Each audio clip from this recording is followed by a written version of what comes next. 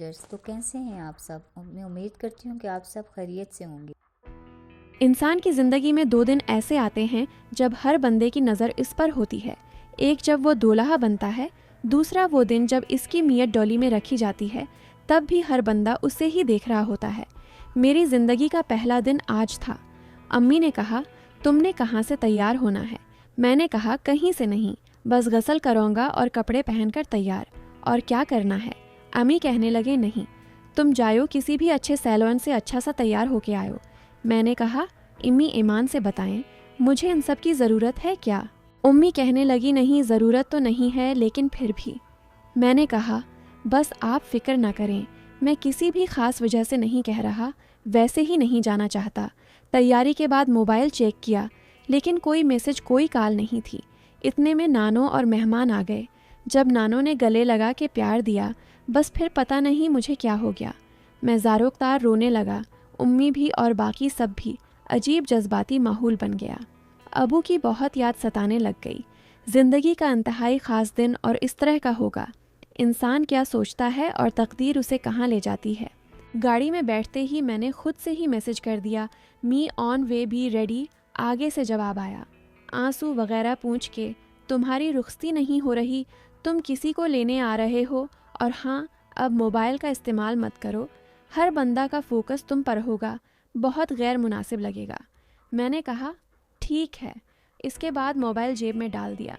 वहाँ जब पहुँचे तो इसी के वालिद साहब ने मेरा इंतहाई मोहब्बत से इस्तकबाल किया। मुझे गले लगाया, मेरे माथे को चूमा, फिर गले लगाकर मोहब्बत से गर्दन पर प्यार दिया। मैं इस तरह के इस्तकबाल पर हैरान रह गया। मुझे इंतहाई अपनायत का एहसास हुआ। बाकी सब मिले, फिर निकाह हुआ। इससे पहले मैंने मोबाइल निकाला और सिर्फ एक मैसेज किया कि आखिरी मौके है।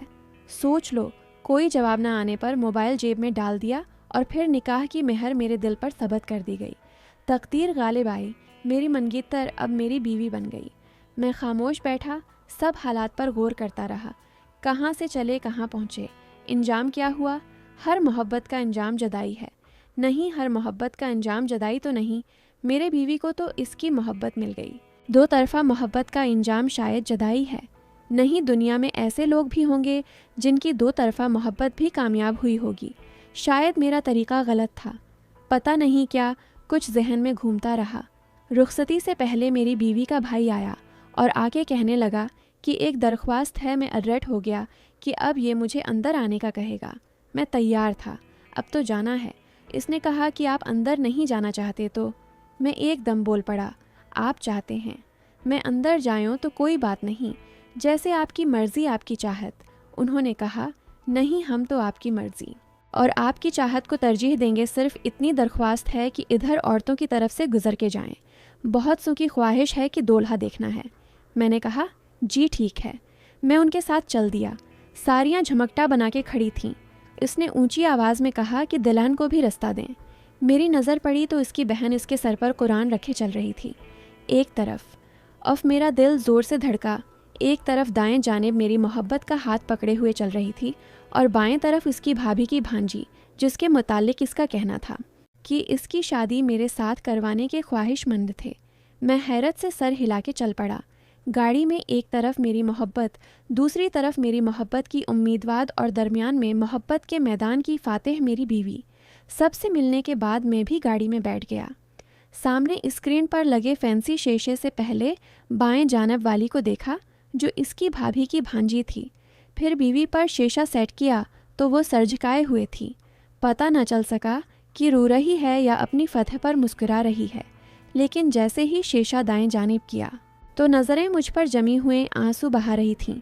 बस मैं जैसे साकत ही हो गया।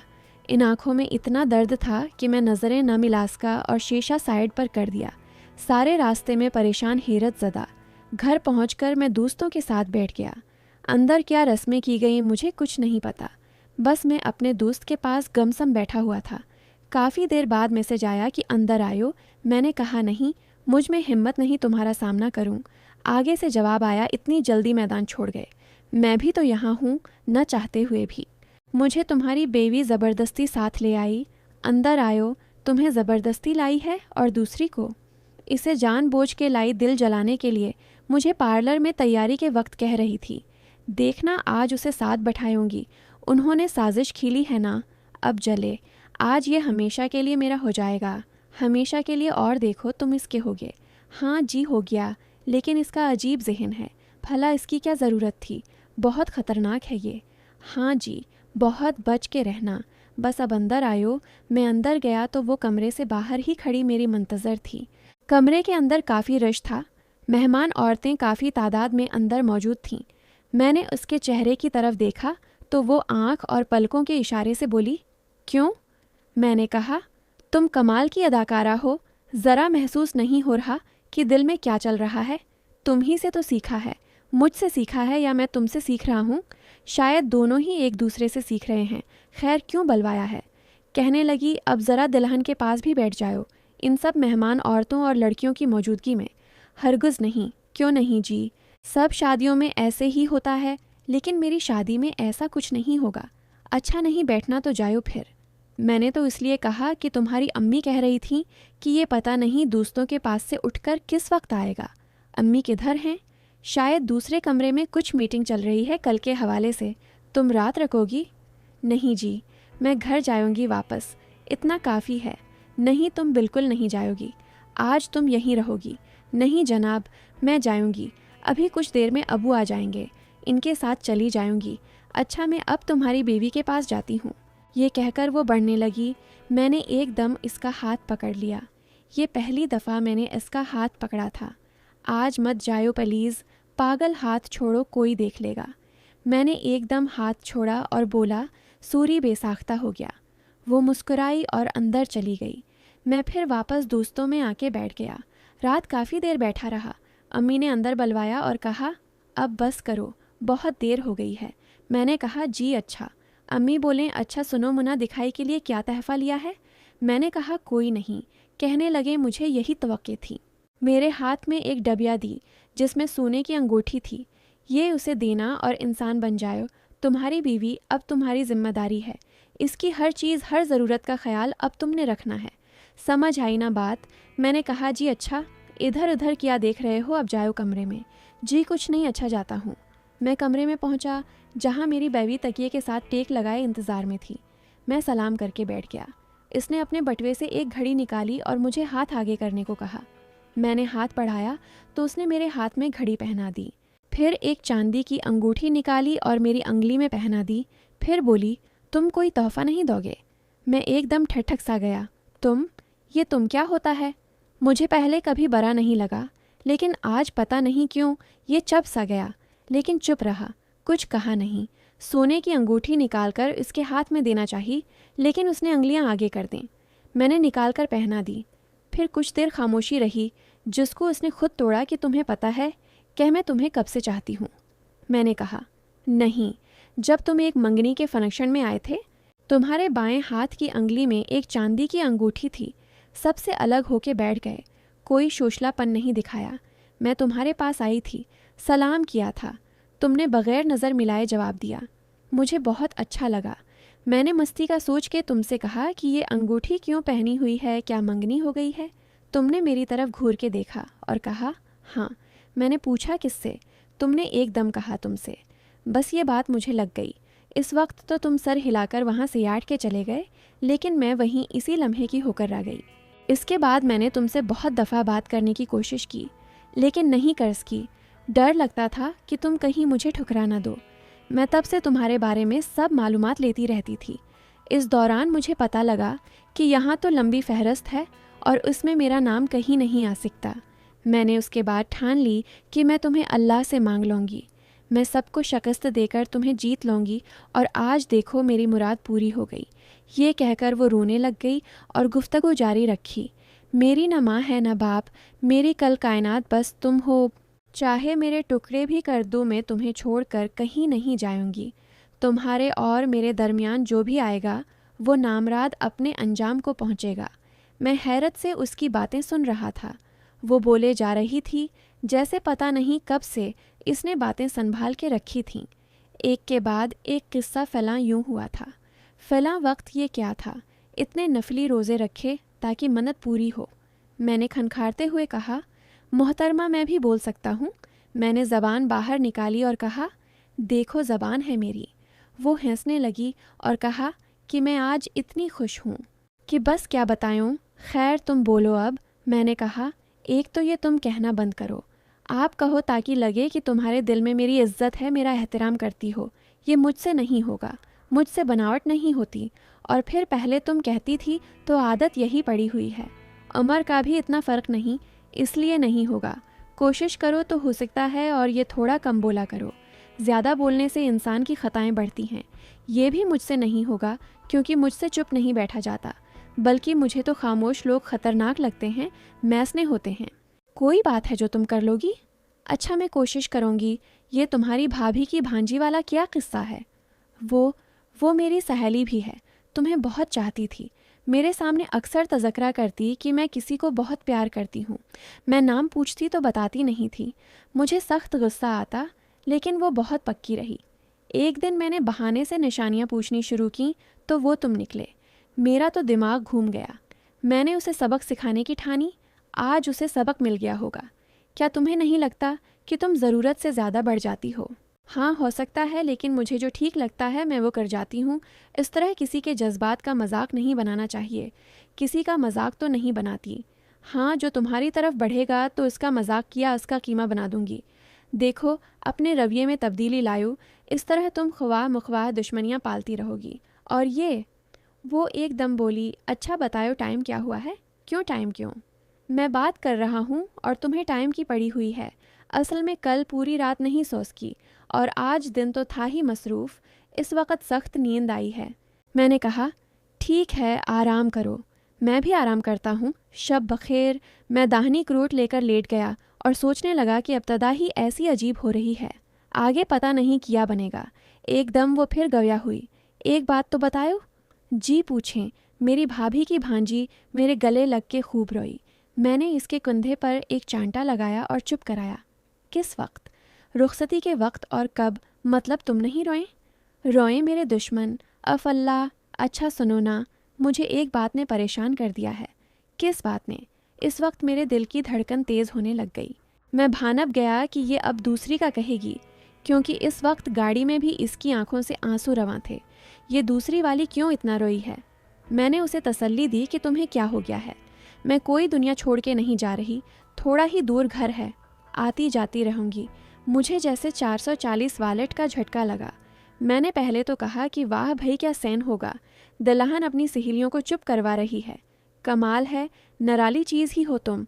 वो तो मैं हूँ, लेकिन अल्लाह न करे ये। नहीं नहीं, ऐसे ही पता नहीं क्यों दिमाग में उलझन आ गई। वो चली गई है या यहीं है? नहीं गई। कह तो रही थी रखूंगी नहीं, अबू लेने आएंगे, लेकिन फिर खुद ही उन्हें फ़ोन पर मना कर दिया। तो फिर ऐसा करो, अभी उससे जाकर पूछ लो, दिमाग हल्का फल्का हो जाएगा। नहीं नहीं, मैं नहीं पूछती, मेरा दिमाग नहीं ख़राब। अच्छा, अब मैं सो जाऊँ या किसी और के बारे में बताना या पूछना रह गया है? उठो बैठो ना, बातें करते हैं। मेरे पास ढेर सी बातें हैं जो तुमसे करनी हैं, सारी आज रात ही करनी हैं। पूरी ज़िंदगी पड़ी हुई है, सुबह वलीमा भी है, इसकी तैयारी भी करनी है। अच्छा ना, अभी नींद नहीं आई है, इसलिए। अभी तो तुमने कहा थकी हुई हूँ, सोना है। बात भी मुकम्मल नहीं करने दी। और अब समझाने बुझाने की क्लास बंद करो ना, कोई और बात करो। अब तुम्हारे पास ही हूँ, सारी ज़िंदगी समझाते रहना। मैंने कौन सा गलतियाँ या बेवकूफ़ियाँ छोड़ देनी हैं?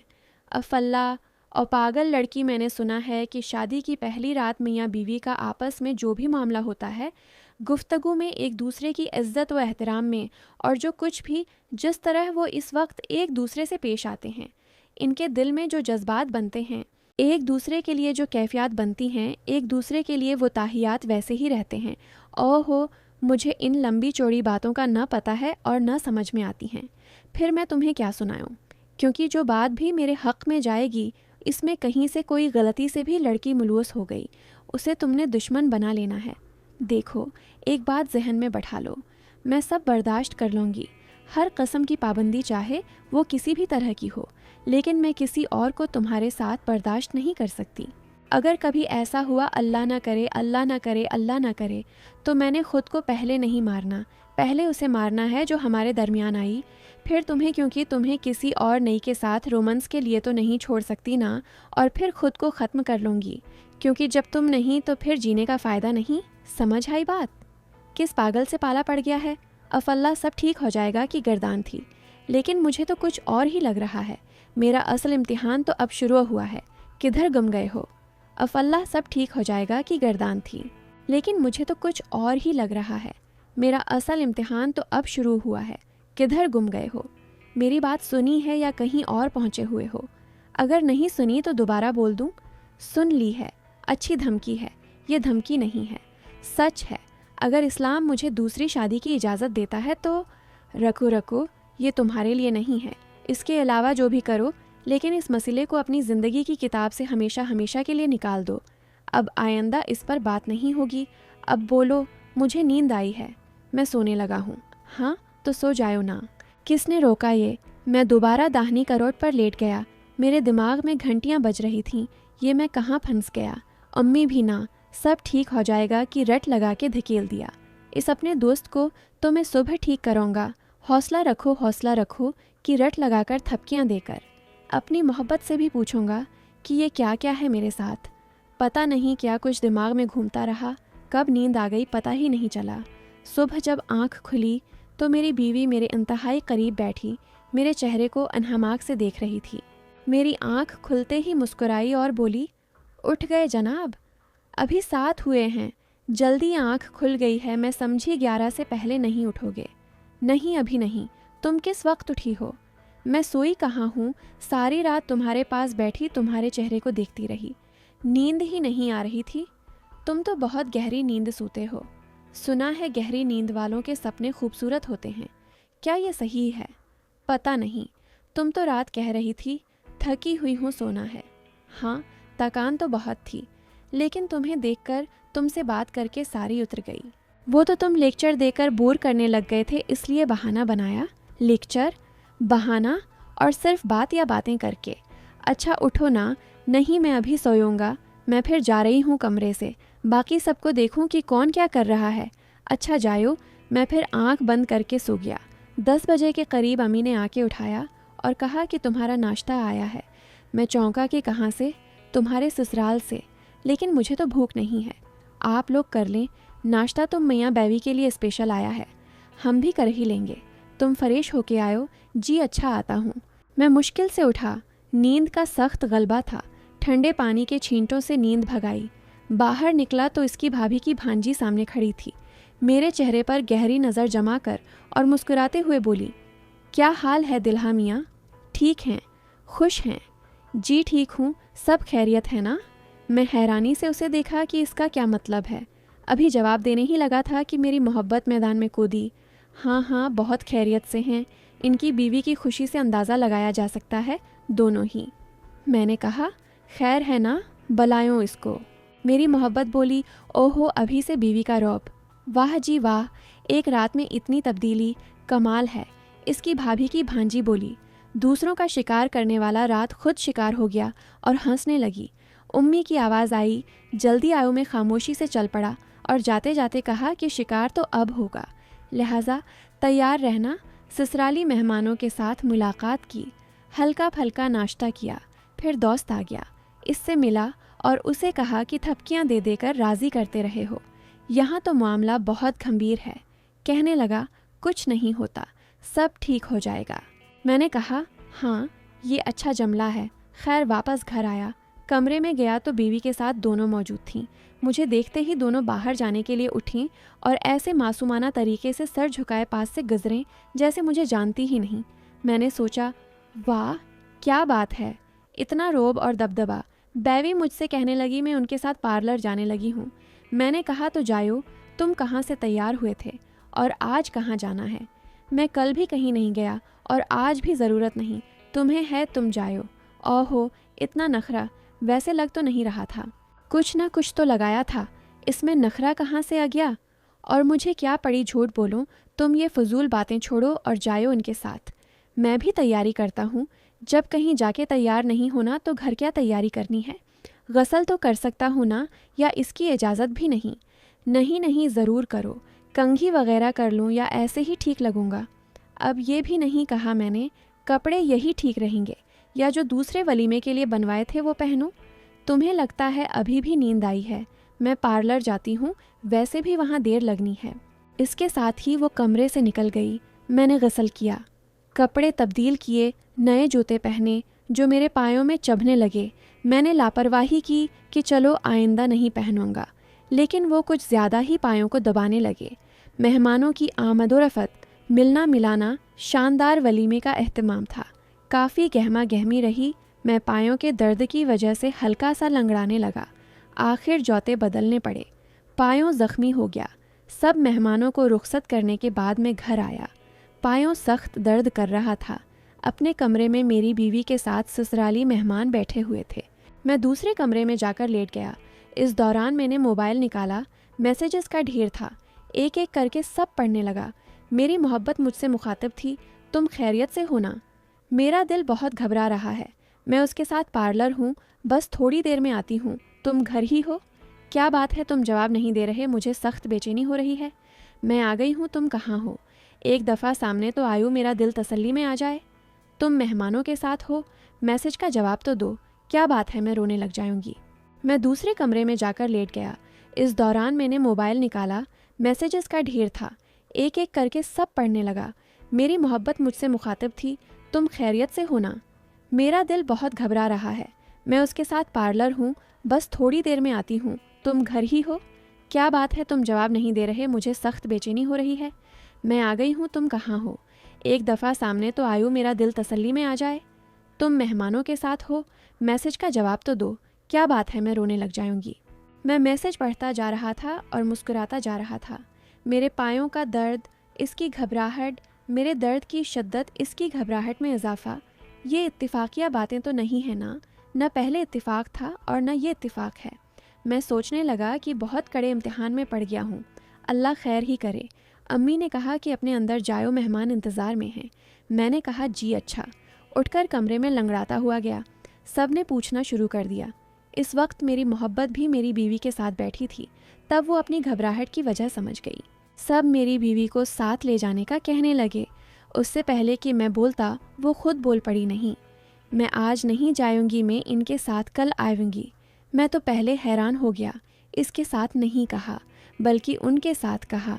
वाह जी, घर वालों के सामने अच्छा पैंतरा बदला है। मैंने कहा, मुझे आज भी कोई एतराज़ नहीं, बेशक जाए। मैं कल या जब कहे लेने आ जाऊंगा। वो बोली नहीं, मैं कल साथ ही जाऊंगी। सब बोले ठीक है। फिर सलाम दुआ करके सब निकल गए। मैं दोस्तों में आ गया, थोड़ी देर बैठा, फिर सब रुखसत हो गए। मैं भी अपने कमरे में आके लेट गया। थोड़ी देर बाद सारे मेहमान घरों को लौट गए। रात मैंने बीवी से इस अचानक तब्दीली की वजह पूछी तो हंसने लगी। वो असल में आप ही के सामने तुम्हारे तज़किरे पर मेरा मतलब है। आपके तज़किरे पर मैंने कहा कि मैं उससे बात कर लूँगी। आप ही ने डांटा कि इज़्ज़त से तज़किरा करो। मैंने कहा भी कि मुझसे एक्टिंग नहीं होगी। कहने लगे कान के नीचे लगाऊंगी। ये एक्टिंग नहीं, कोई औरत अपने खावंद की इज़्ज़त एक्टिंग से नहीं करती। मैंने कहा मैं औरत नहीं इसलिए। कहने लगे अब शादीशुदा होना। मैं अच्छा बस काफ़ी है। मैं समझ गया कि वो बहस में हार गई होंगे। नहीं नहीं, वो हारने वालों में नहीं है।